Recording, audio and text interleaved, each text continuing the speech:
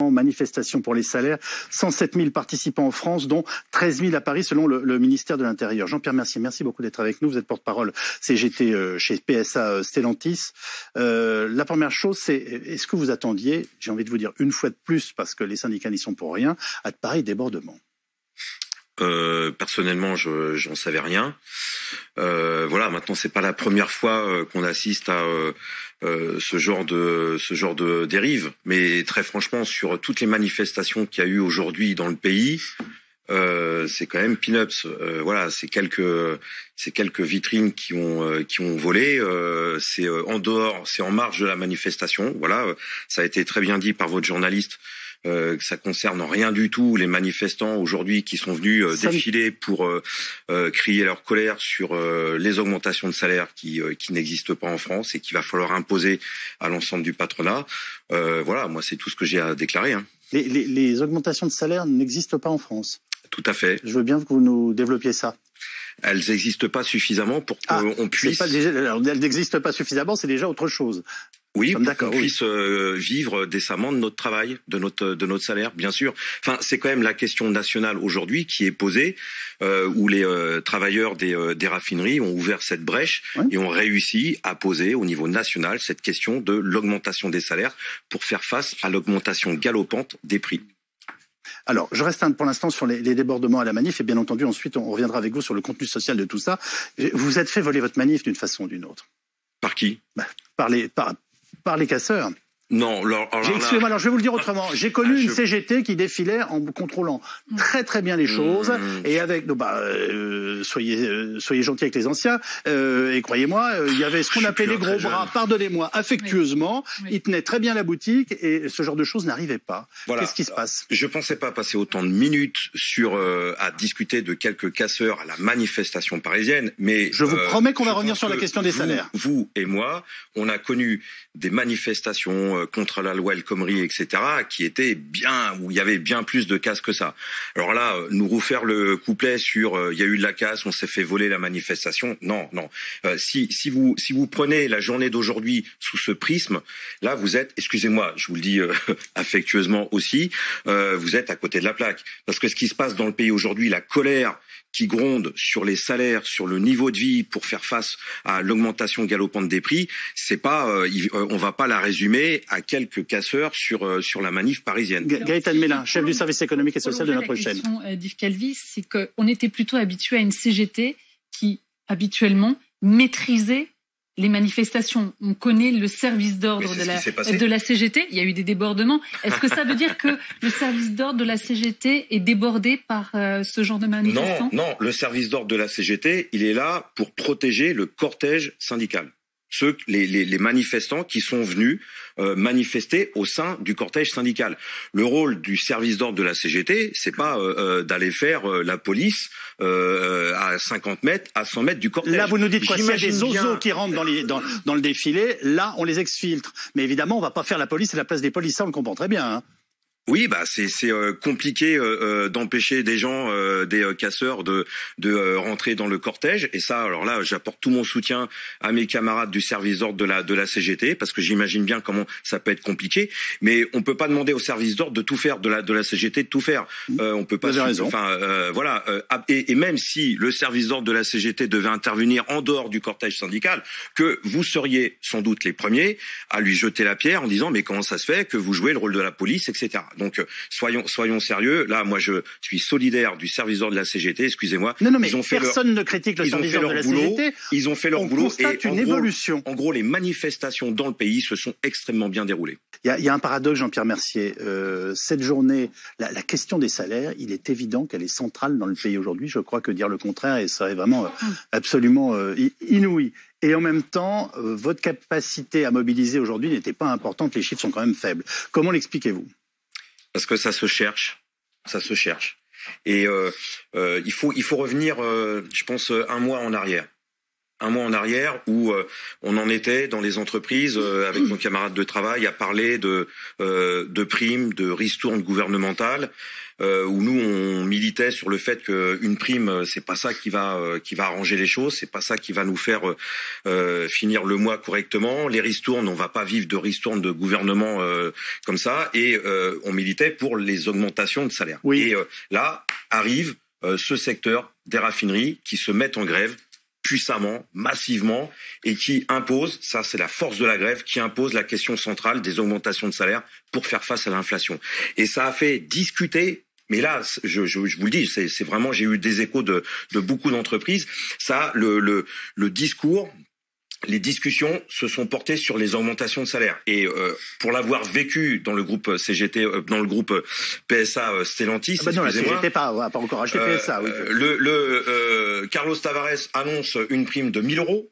Voilà, 1 000 euros. Et le lendemain, il y a 5 000 ouvriers de toutes les usines du groupe. En 25 ans, j'avais jamais vu ça, qui débrayent, qui font grève. On ne veut pas de primes, on veut des augmentations de salaire. Alors, les primes, on les prend. On veut les deux. Oui. Les primes, on les prend, et surtout, par contre, on veut des augmentations de salaire, parce que, et c'est logique comme raisonnement, parce que c'est avec ça qu'on vit, c'est avec le chiffre en bas à droite qu'on fait notre mois, qu'on répond, qu'on paye nos factures, notre loyer, etc. Et on voit que tout augmente sauf nos salaires. Ça, c'est du classique, mais c'est ressenti, et il y a une colère. Et je tiens à vous dire que ce sujet, ce problème, il date pas depuis quelques mois, depuis que l'inflation augmente. Vous avez évoqué les gilets jaunes.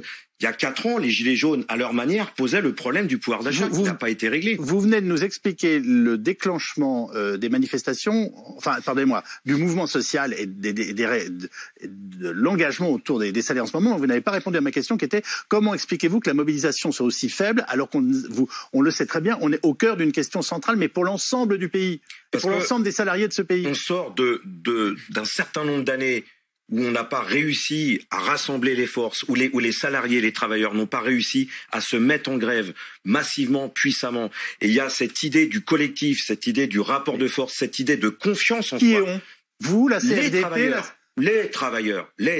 C'est le monde trop facile. Travail. Alors, on est des militants dans les entreprises, pas assez à mon goût, qui défendons cette idée de la lutte collective, pas assez nombreux, ça c'est certain. Mais oui, là, je pense que on est. Mais vous l'avez un peu décrit à votre façon. On est au début d'une histoire. On est au début d'un commencement. Mais vous êtes déçu quand même. Est-ce que vous êtes déçu ce soir en disant 13 000 à Paris, c'est 3 fois moins que dimanche la marche Nupes dans la même ville à Paris. Pourquoi on arrive à moins mobiliser que la Nupes? Parce que c'est sur une journée de travail. 2, qu'il faut se mettre en grève. Ça veut dire, il y a beaucoup de travailleurs qui disent on va pas se mettre en grève une journée. Ça sert à rien une journée. Et tout le monde est conscient que le rapport à la grève par rapport aux augmentations de salaire, regardez Total. Tout le patronat, il est derrière Total. Il dit à Total, il ne faut pas céder sur les 10%. Si vous cédez sur les 10%, c'est un encouragement à une multiplication des grèves et tout le monde va se sentir encouragé. Et donc, parce que les patrons, ils savent se sentir solidaires. Mais il y a quelque chose qui mûrit. Il y a cette idée qui fait son chemin. Alors je suis surtout pas déçu de cette journée, parce que moi j'attendais pas la grève générale aujourd'hui. Ça c'était au mieux les commentateurs, au mieux. Enfin c'est de notre faute. On vous a trop mis la pression. Non, alors moi j'ai pas eu du tout la pression. Mais quand on connaît un peu l'état d'esprit aujourd'hui, oui, ça commence à se mettre en route. Bernard et là vous allez voir qu'on n'en a pas fini d'en parler. Jean-Pierre Mercier, vous savez, on dit toujours, moi depuis que je suis journaliste, alors la CGT défile, mais dans les entreprises, sur le terrain, elle passe des accords à longueur d'année. Où est l'équilibre dans tout ça? Oui, écoutez, moi je vais répondre à votre question. Je vous sens accablé. Non, je suis en train de bouillir. Allez-y. Je voulais prendre la parole, je savais pas comment. C'est fait. Mais vous dites négociation. Total, 3 semaines. 3 semaines de grève pour obtenir d'un patron une première réunion de négociation. Oui, parce que dans ces entreprises-là, ces gros trusts industriels, il faut le rapport de force pour imposer ne serait-ce qu'une première réunion. Et à la première réunion, on n'a rien. C'est une loi chez les patrons. Première réunion, on n'a rien. Là, ils ont trouvé 2 syndicats qui ont milité depuis le premier jour contre la grève pour signer sur 5%. C'est pas 7, c'est 5% d'augmentation générale. Plus 2% d'augmentation individuelle. Au mérite. C'est ce qu'on appelle au mérite. Voilà. Et c'est même pas pour 2022, c'est pour 2023. Sur 2022, ils ont encore rien obtenu. C'est pour ça que les salariés... laissez-moi finir. C'est pour ça que les salariés en grève, ils continuent à faire les grèves et ils ont bien raison. J'ai jamais vu un patron amener les syndicats, dire écoutez, je suis un bon patron, on va partager la valeur et je vais vous donner de l'argent, je vais vous augmenter vos salaires. C'est pas vrai. C'est pas vrai, ça n'existe pas. Ça, c'est dans le monde des bisounours. Je fais partie d'un grand groupe industriel, PSA Stellantis. On a eu 2,8% d'augmentation pour toute l'année. On nous a donné 1 000 euros là. Les 1 000 euros, ça a déclenché des grèves. Posez-vous la question, pourquoi ça déclenche les grèves, une prime de 1 000 euros? Parce qu'on n'y arrive pas. Parce que quand on fait les fruits et légumes, c'est 10%. Là, je suis passé ce matin dans une station essence. Le gasoil, il était à 2,04 €. Il faut rajouter 50 centimes normalement. 2,54 le gasoil quand ça va s'arrêter. Mais vous allez être surpris quand, y compris l'employé de boulangerie, l'aide-soignante, l'infirmière à domicile, etc., elles vont se mettre en grève, elles aussi. Parce que c'est ça la solution. C'est qu'il y ait un grand mouvement dans ce pays pour imposer à tous les patrons, et je vais parler des petits patrons, à tous les patrons des augmentations de salaire. Et que nos salaires, ils suivent l'augmentation réelle des prix. Pas celle que le gouvernement nous vend tous les mois. L'indexation automatique des salaires sur l'inflation. Exactement. Sur nous, sur le contrôle qu'on imposera sur les prix. Parce que autant vous dire que les 6% d'augmentation, nous, c'est bien plus qu'on voit à Auchan, à Carrefour et compagnie. Mais sur la difficulté des petits patrons, c'est quand même les gros patrons, les trusts, qui imposent leur dictature sur tous ces petits patrons. Vous le savez, bien, justement. Vous le savez parfaitement. Donc à partir du moment où les gros patrons, ils céderont sur des augmentations de salaire conséquentes, eh bien ça va dégouliner, ça va rejaillir sur les petits patrons. Jean-Pierre Mercier. Écoutez, moi c'est rémunération de grands patrons. Voilà, ça paraît complètement lunaire. Déjà, d'une part, il y a mon PDG Carlos Tavares ce matin sur une chaîne de vos confrères qui dit voilà, je gagne 19 millions d'euros par an, je suis un salarié comme un autre. Quand vous êtes, moi je travaille depuis 26 ans, oui. En équipe, je fais 1 800 € net. 1 800 € net au bout de 26 ans. Et je suis pas le mieux payé, je suis pas le moins bien payé. Et tous les jeunes intérimaires, ils sont à 1 200, 1 300 € aujourd'hui. Au-delà de ces millions qui nous volent par-dessus la tête, ce qui pose le vrai problème, c'est le vrai scandale, c'est nous, c'est nos salaires. C'est le fait que on crée de la valeur, on crée des richesses. Moi, j'ai l'habitude de dire qu'à Stellantis, maintenant, on fabrique plus des voitures, on fabrique des lingots d'or. Tout ce qu'on fabrique, ça vaut de l'or. 8 milliards de bénéfices les 6 premiers mois de l'année, 13 milliards l'année dernière, ça fait 21 milliards en 18 mois. Et on a eu 2,8% d'augmentation de salaire. Et on fait face à une envolée des prix. Mais c'est normal qu'il y ait de la colère dans le pays. Elle est tout à fait légitime. Et donc, ces patrons qui disent bon bah excusez-moi, je travaille, d'ailleurs ils s'excusent pas, je gagne énormément. Ouais. Il faut simplement s'imaginer les actionnaires. La richesse des actionnaires, ces gens-là qui sont capables de se payer des PDG à ces valeurs-là, à ces prix-là. Vous imaginez ce qu'ils ramassent chaque année? Et c'est énorme. Oui, il y a une richesse qui s'accumule à un pôle de la société, et à l'autre pôle de la société, nous qui fabriquons tout, qui faisons tout fonctionner, on n'a rien du tout. Le problème, il est là. Vous comprenez que c'est très dur à accepter. Enfin voilà, pour tous ceux qui veulent travailler. C'est la question. Je vous la pose sans agressivité. C'est la question récurrente, mais il faut la poser aux patrons de Total. Il faut la poser aux actionnaires de Total. C'est quand même eux qui bloquent. Pourquoi ils cèdent pas sur les 10%? Pourquoi ils cèdent pas? C'est pas ça qui va mettre Total sur la paille entre nous. Vous aviez là il y a quelques minutes le représentant des petites entreprises. C'est quand même bizarre de commencer une négociation si on veut aboutir en disant c'est 10% et pas autre chose. Et ce serait choquant si de l'autre côté on vous répondait c'est 5 et ça bouge pas. Écoutez, l'entreprise Total, c'est choquant par tous les bouts.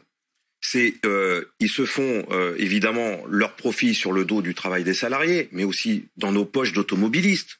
Quand même la spéculation, c'est quand même eux. C'est comme ça que ça augmente le prix de l'essence. C'est comme on les a traités de profiteurs de guerre, et c'est vrai, ils ont utilisé le prétexte de l'Ukraine pour spéculer. Profiteurs de guerre. Bien sûr, pour spéculer et s'en mettre plein les poches. Si je parle très rapidement. Et vous aviez le représentant des petites entreprises qui disait le prix de l'électricité va exploser. C'est quand même Total qui est le principal fournisseur en France d'électricité. Là aussi, ils gagnent plein d'argent. C'est ça qui est choquant. Et eux, ce patron, il ne veut rien céder. Eh ben, écoutez, oui, forcément, il va y avoir confrontation. Mais encore une fois, ce problème des salaires, il est général. Il n'est pas simplement centré sur Total. Il est complètement général dans tous les secteurs. Il va falloir à un moment donné, oui, qu'on y aille tous ensemble.